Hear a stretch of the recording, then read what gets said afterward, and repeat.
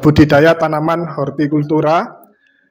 Pertama-tama saya ingin mengucapkan terima kasih yang sebesar-besarnya telah diberikan kesempatan untuk sharing ya, mungkin ya lebih tepatnya ya. Jadi di sini saya ingin sedikit membagikan apa-apa saja yang sudah saya peroleh selama saya menjadi bagian dari tim kurikulum Politeknik Negeri Madura, kemudian dilibatkan dalam beberapa pelatihan di Dirjen Vokasi. Salah satunya adalah terkait dengan pengembangan kurikulum. Sebelumnya, Bapak Ibu, saya mohon izin untuk berdiri, karena kalau duduk terus lebih capek, jadi mending berdiri sambil nanti sekali-sekali mungkin duduk seperti itu. Kemudian, terima kasih kembali. Ya. Jadi ini, kalau boleh sedikit cerita, ini adalah kesempatan kedua saya, Bapak Ibu, untuk menginjakkan kaki di tanah Minang seperti itu ya, di Sumatera Barat. Jadi yang pertama di tahun 2020, ketika itu saya ada agenda pelatihan Satuan Pengawas Internal. Kemudian kesempatan kedua diberikan oleh Politani, Politeknik Pertanian Payakumbuh, untuk kita sharing terkait dengan pengembangan atau penyusunan kurikulum berdasarkan Permendikbudristek nomor 53 tahun 2023. Terkait workshop kita pagi hari ini, saya punya beberapa outline, diantaranya ada pengantar, kemudian kurikulum, kemudian komponen-komponen apa saja yang harus ada pada dokumen kurikulum.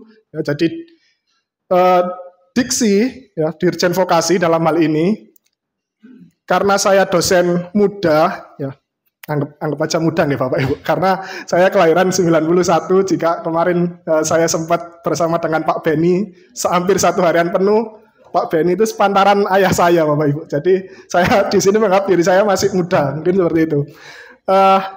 Jadi Dirjen Vokasi meskipun dalam hal ini melakukan perombakan yang luar biasa ya. Jadi rombaknya itu belum setahun udah beberapa kali perombakan seperti itu. Tapi mereka tidak lepas tanggung jawab, Bapak Ibu. Saya senangnya di situ. Jadi mereka tidak lepas tanggung jawab. Perubahan-perubahan yang mereka lakukan itu selalu disertai dengan pembekalan. Salah satunya adalah pedoman terkait dengan penyusunan dokumen kurikulum yang terbaru, di mana di situ ada analisis considerance, kemudian ada model dan desain, kemudian ada konstruksi dan prauji, ada pelaksanaan, ada evaluasi. Kemudian di akhir setelah pemaparan idealnya dokumen kurikulum seperti apa, saya ingin memaparkan terkait praktik baik pelaksanaan PBL dan juga MBKM seperti itu. Jadi mungkin di sini Bapak Ibu cukup familiar ya dengan logo-logo ini ya. Jadi ada program kementerian itu ada Wirausaha Merdeka, kemudian ada pertukaran mahasiswa merdeka, kemudian ada ISMAVO, ya, kemudian ada MSIP, magang studi independen bersertifikat, ya. Yang kesannya, kalau dari awal saya dulu, kesannya ternyata pendidikan kita itu belum merdeka-merdeka sekali kok. Pendidikan kita itu ternyata belum merdeka-merdeka banget, sampai kementerian harus turun membuat yang dinamakan Merdeka Belajar Kampus Merdeka, ya, MBKM, seperti itu. Kemudian dari program-program ini, atasnya lagi itu ada yang mungkin Bapak Ibu kenal ya, 8 indikator kinerja utama. Jadi sedikit sharing lagi, di Politeknik Negeri Madura awal menjalankan program MBKM itu bingungnya luar biasa Bapak Ibu. Karena memang seperti dibalik seperti itu ya. Jadi yang selama ini kita menjalankan perkuliahan, ya sewajarnya perkuliahan, masuk kuliah praktikum, ya kita melaksanakan praktikum, kuliah teori, kita melaksanakan teori. Akhirnya muncul program-program yang memaksa mahasiswa itu harus keluar kampusnya. Gitu. Kalau dikembalikan lagi ke saya, ketika saya berandai-andai saya menjadi mahasiswa, saya akan sangat senang jika ada program-program seperti itu. Kenapa? Karena saya ada kesempatan untuk branding, kemudian untuk compare dengan kampus-kampus lain. Seberapa jauh saya unggul, seberapa jauh saya tertinggal. Kalau dari saya pribadi seperti itu. Kemudian dari IKU ini, akhirnya mau nggak mau, manajerial dalam hari ini direktur, kemudian diturunkan ke wadir, kemudian diturunkan ke ketua jurusan atau kaprodi, harus membuat perjanjian dengan dirjen vokasi. Salah satunya adalah di poin mahasiswa mendapatkan pengalaman di luar kampus. Kemudian ada lagi dosen berkegiatan di luar kampus. Kemudian ada lagi praktisi mengajar. Kemudian hasil kerja dosen, dalam ini penelitian dan Pengmas, itu bisa dirasakan langsung manfaatnya oleh masyarakat dan juga industri. Kemudian prodi bekerja sama dengan mitra kelas dunia. Yang terakhir, kelas yang kolaboratif dan partisipatif. Nah, penunjang IKU 7 inilah yang akan berkaitan erat dengan yang kita namakan program MBKM. Seperti itu. Jadi, bagaimana kita membuat kelas yang lebih kolaboratif, partisipatif, salah satunya apa? Salah satunya dalam metode pembelajaran itu kita kenal dengan project based learning, kemudian problem based learning, kemudian ada lagi case method. Seperti itu. Dan terakhir di sini tentu program studi berstandar internasional. Ini ada beberapa program MBKM yang kami jalani. Jadi yang kami jalani yaitu ada Kamus Mengajar, MSIB, P2MD, Wirausaha Merdeka, dan juga ISMAFU. Ini yang kami jalani, khususnya di program studi D3 Teknik Bangunan Kapal. Awalnya di tempat kami, khususnya di Prodi D3 Teknik Bangunan Kapal, itu terjadi perdebatan yang cukup alot, Bapak Ibu, kalau boleh sharing. Perdebatannya apa, Pak? Perdebatannya bagaimana kita bisa mengakui kegiatan mahasiswa itu di luar kampus sebanyak 20 SKS, itu yang pertama, debat pertamanya itu. Bagaimana kita bisa mengakui? Apalagi ketika kita mengikuti program kampus mengajar. Loh, ini yang diajar anak SD, anak SMP, anak SMA.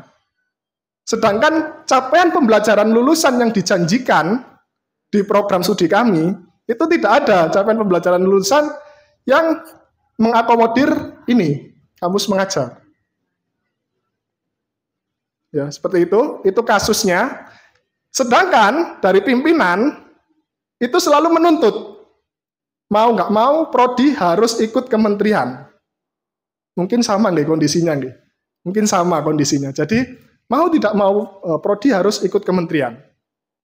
Akhirnya ketika itu di 2022 tahun kemarin kami melakukan rapat internal dulu di prodi. Ya. Dari situ kami sepakati mata kuliah apa yang mungkin bisa dikonversi. Jadi tidak sepenuhnya full. Awal kami mengikuti program MBKM itu tidak sepenuhnya full 20 SKS di mata kuliah kurikulum atau di mata kuliah utama. Kemudian jika ada dosen yang merasa mata kuliahnya itu kompetensi mahasiswanya tidak tercapai, akhirnya kami buat sistem blok. Jadi effortnya itu jadi lebih berat di dosen dan juga mahasiswa. Karena kami juga tidak mau mahasiswa kehilangan apa yang sudah kami janjikan, dalam hal ini adalah capaian pembelajaran lulusan. Sistem bloknya seperti apa? Program-program ini biasanya itu hanya 3 bulan. Setelah pulang, kami tetap berikan mereka praktikum dan juga perkuliahan. Jadi PR-nya double. Itu pengalaman di tahun 2022. Di tahun ini, kami membuat persiapan yang lebih matang. Ya, jadi kami membuat persiapan yang lebih matang. Lebih matangnya seperti apa? Akhirnya kami pilih, Bapak Ibu, program apa yang bisa kami konversi dan itu tidak mengganggu capaian pembelajaran lulusan. Salah satunya apa? Salah satunya Wirausaha Merdeka dan juga program pemberdayaan masyarakat desa. Jadi Wirausaha Merdeka kalau di Jawa Timur, PPNS selalu mengikuti atau sebagai tuan rumah Wirausaha Merdeka, dan itu sangat linier dengan prodi kami, Teknik Bangunan Kapal. Kemudian program pemberdayaan masyarakat desa Ini sifatnya mirip-mirip PKM mungkin ya, atau ada yang pernah menerima mahasiswa prodi D3 Budidaya Tanaman Hortikultura? Ada yang pernah menerima mahasiswanya program P2MD?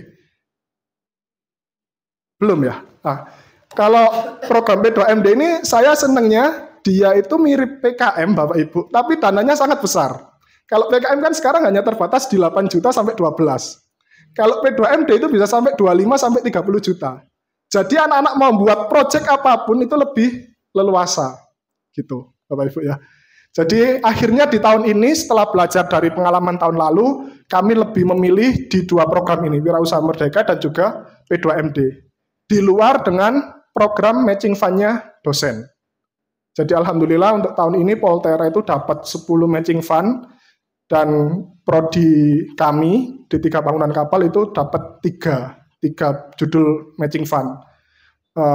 Pembuatan kapal untuk mencari ikan, kemudian pembuatan sarana untuk welding bawah air, dan juga yang ketiga pembuatan kapal wisata berbahan fiber.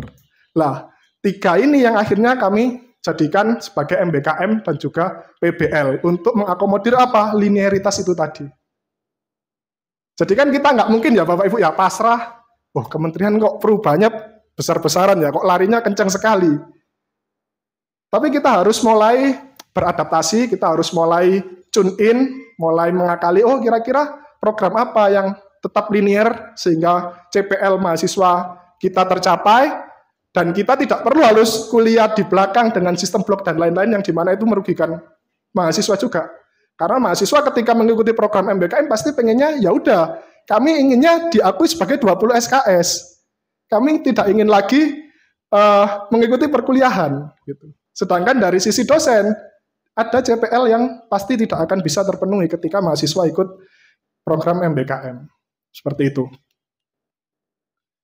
Seperti ini tadi yang saya sampaikan, jadi matching fund, kemudian ada BIMA atau DAPTV, kemudian ada penelitian Nusantara, di mana sekarang seluruh program penelitian dan pengabdian masyarakat dosen yang diberikan oleh Dirjen Vokasi itu salah satu luarannya itu diwajibkan ada yang namanya project based learning. Ya, salah satu luarannya diwajibkan ada yang dinamakan project based learning, di mana project based learning itu harus melibatkan mahasiswa di dalamnya. Landasan hukum seperti yang sudah disampaikan Bapak Wadir 1, Politani Payakumbuh. Ya. Jadi ketika dulu Dirjen Vokasi menyusun dokumen kurikulum, kurang lebih ada 6 landasan hukum utama. Dan yang paling sering digaungkan adalah Peraturan Nomor 3 Tahun 2020 tentang Standar Nasional Pendidikan Tinggi. Di mana peraturan ini sekarang sudah diakuisisi. Jadi sekarang muncul peraturan Permendikbudristek nomor 53 tahun 2023 yang di dalamnya itu menghapus 4 peraturan ini. Jadi ada peraturan nomor 62 tahun 2016 tentang SPMI, kemudian ada Permendikbudristek nomor 3 tahun 2020 tentang Standar Nasional Pendidikan Tinggi, nomor 5 tentang akreditasi prodi, serta nomor 56 tentang pendidikan standar guru. Seperti itu.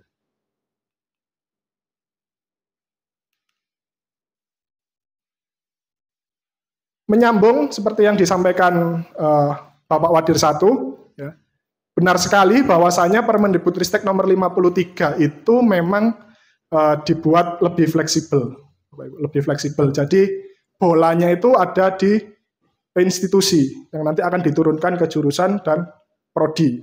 Ya. Salah satunya apa?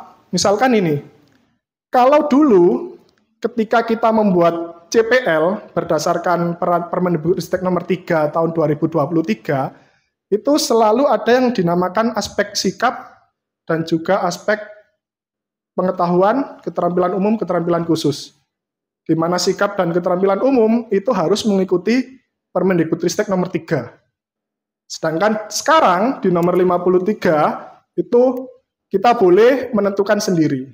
Jadi kita tidak harus mengikuti Permendikbudristek nomor 3. Kemudian yang kedua, ini yang sempat membuat heboh beberapa bulan lalu terkait dihapuskannya skripsi, dihapuskannya jurnal untuk lulusan magister dan juga untuk lulusan sarjana. Tetapi ketika itu juga ditutup dengan kembali lagi ke kebijakan masing-masing institusi. Jika memang skripsi itu dibutuhkan, ya monggo, ya silakan Bapak dan Ibu di sini tetap menggunakan skripsi atau tugas akhir kalau di kami. Kemudian ada lagi terkait dengan SKS. Ya, jadi satu SKS kalau dulu 50 menit yang terdiri dari tatap muka, kemudian pembelajaran terstruktur, tugas mandiri, ya. Sekarang 45 jam per semester. Pembagiannya seperti apa? Itu bisa Bapak Ibu atur sendiri dalam RPS Bapak Ibu. Untuk di Prodi D3 satu semesternya berapa pertemuan ya, kalau boleh tahu?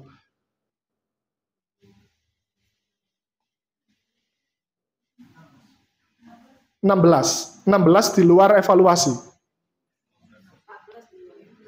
Oh, berarti 16 beserta evaluasi.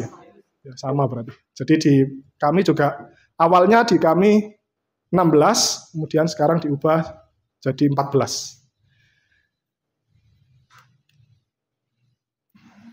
Kemudian akibatnya apa dari peraturan ini?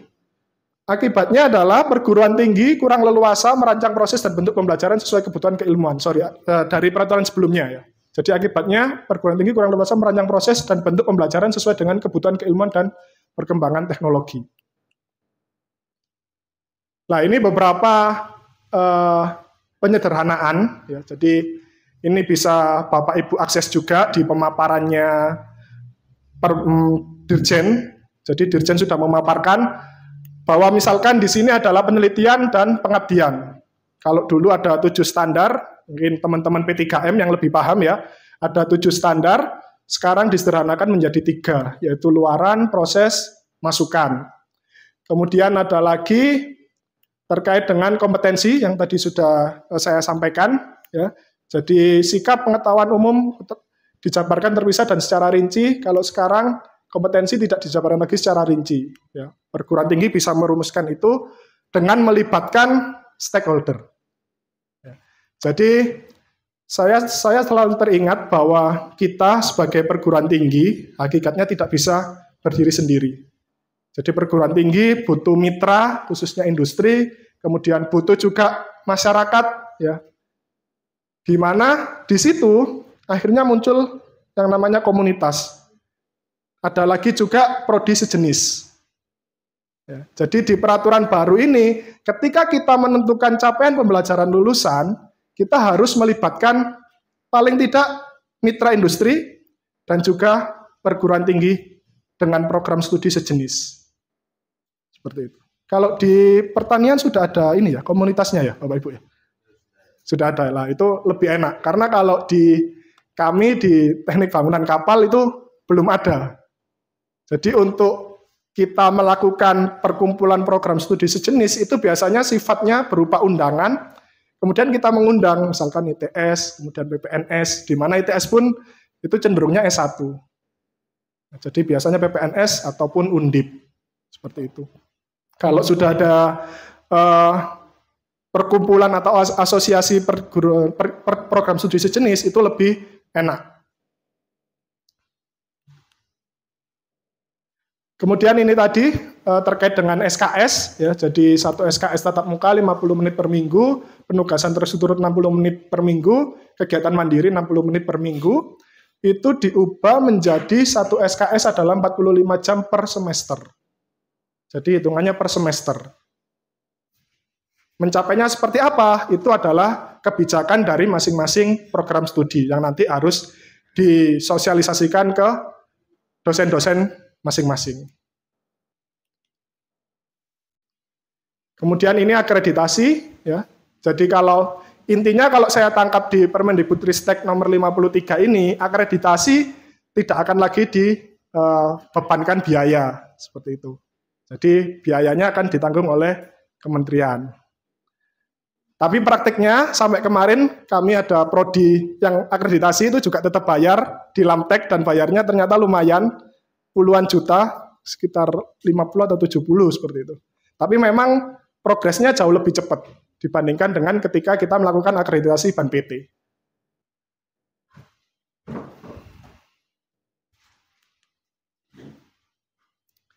Kemudian kalau dulu akreditasi itu adalah tidak terakreditasi, kemudian baik, baik sekali, dan unggul. Sebelumnya mungkin C, B, sama A. Ya, kemudian diubah lagi, tidak terakreditasi, baik, baik sekali, sama unggul. Di yang baru ini, hanya ada untuk perguruan tinggi, hanya ada terakreditasi sama tidak terakreditasi untuk perguruan tinggi. Sedangkan untuk program studi, itu tidak terakreditasi dan terakreditasi unggul. Jadi hanya ada 3.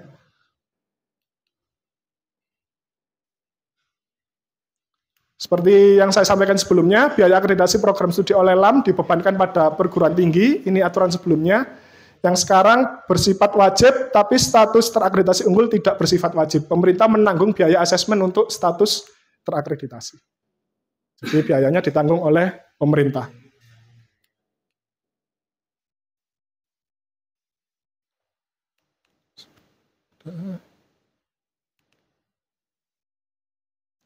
Baik, dengan transformasi Permendikbudristek nomor 53 tahun 2023, itu diharapkan ada 3 hal ini. Perguruan tinggi memiliki ruang gerak lebih luas untuk melakukan diferensiasi misi, kemudian beban administrasi dan finansial untuk akreditasi bisa ditekan, bisa dikurangi, kemudian perguruan tinggi bisa lebih adaptif dan fokus terhadap peningkatan mutu tridharma perguruan tinggi.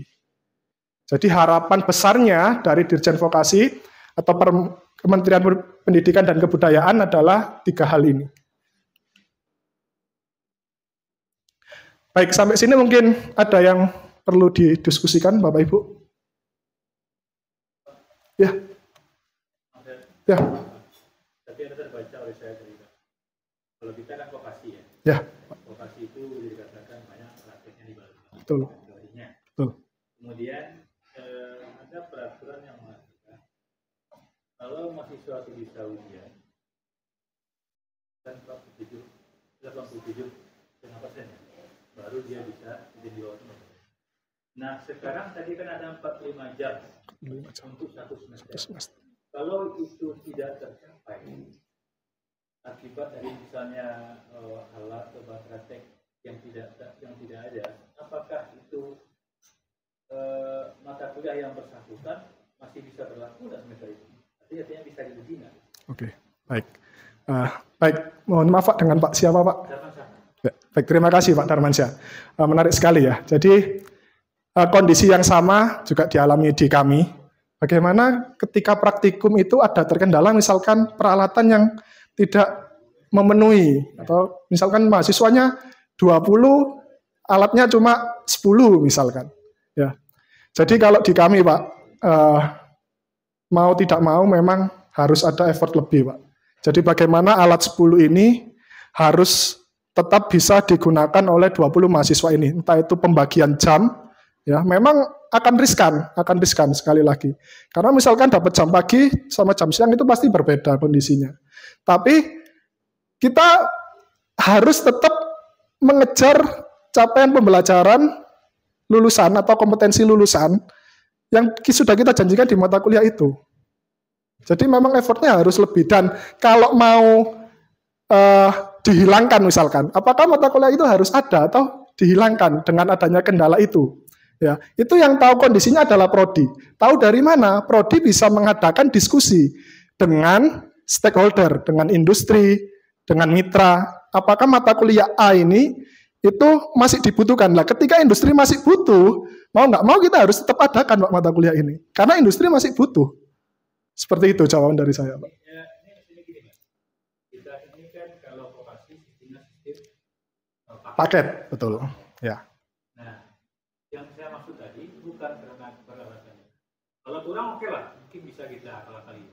Kalau tidak ada, artinya nggak tersedia bahannya misalnya kan, akibatnya praktik nggak jalan. Akibat praktik nggak jalan, otomatis yang 45 45 jam satu semester kan tidak tercapai. Nah, bagaimana dengan mata kuliah ini? Oke. Apakah mata kuliah yang bersangkutan pada semester yang bersangkutan itu masih bisa nggak dia dilaksanakan ujian? Kok capek pembelajarannya nggak bisa? Oke. Karena kita punya TIK. Oke, baik. Nah, ini ya, baik. Terima kasih sekali lagi, Pak. Kalau menurut saya agak unik, Pak. Jadi kalau ada mata kuliahnya ada, tapi nggak bisa jalan karena nggak ada praktik loh. Lah, perencanaannya gimana, Pak? Kan pertanyaannya seperti itu akhirnya. Loh, perencanaan di awalnya seperti apa? Karena kan kalau di kami, setiap kita sebelum memulai perkuliahan, itu kan harus ada pembuatan RAB Dantor kegiatan apa saja yang dilakukan selama 1 semester itu. Nah, kalau misalkan itu tidak terpenuhi dan itu tidak ada, jadi muncul pertanyaan. Lah kemarin RAB Dantornya apakah sudah dimasukkan? Sudah, Pak, tapi terbatas anggaran. Kan nggak bisa kayak gitu juga, Pak. Jadi kalau misalkan kendalanya karena bahannya nggak ada lah, ini saya malah agak aneh, Pak, karena kalau di saya terus terang belum pernah mengalami nggak ada bahan tapi ada mata kuliahnya gitu loh, gitu Pak. Kalau jawaban saya aneh, menurut saya aneh loh, kok bisa gitu, mata kuliahnya ada tapi bahannya nggak ada, gitu sih Pak. Mungkin itu Pak Darwanjata dari saya. Iya. Otomatis yang 45 jam Iya, iya betul Pak. Jadi kalau rendah dari 45 jam per semester itu, nah ini yang saya maksud, kalau di absen kan 87,5%. Ya, harus hadir. Kalau nggak boleh diuji. Ya, betul. Nah, masih saya bersangkutan. Tapi kalau memang bahannya itu yang kurang, yang akibatnya tidak tercapai mata kuliah itu 45 jam per semester, gimana?